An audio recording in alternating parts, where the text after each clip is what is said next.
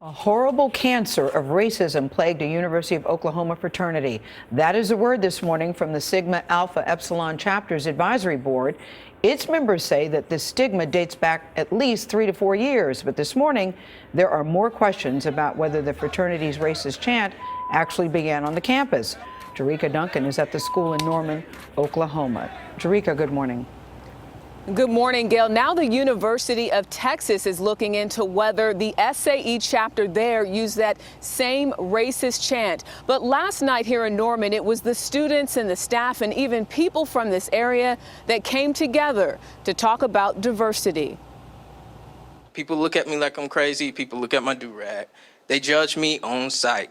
At a town hall Wednesday night, no one understood my many of the speakers we heard from hope the outrage over a video could usher in changes for the university and the city of Norman. Let's start supporting each other. For days, the campus Sigma Alpha Epsilon chapter denied ever passing down or teaching a racist chant to its members. But just hours before the town hall, the local chapter's board of trustees, made up of alumni advisors, said Wednesday they discovered that a horrible cancer entered into the OU chapter of SAE 3 to 4 years ago and was not immediately and totally stopped. However, the national headquarters of SAE reiterated that they would not teach such a racist, hateful chant.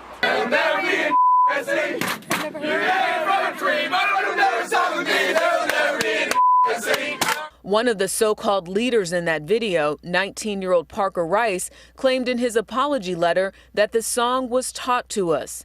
Student groups have been holding events throughout the week in response to the video. A lot of people aren't aware of the institutionalized racism that we face here as minorities on campus.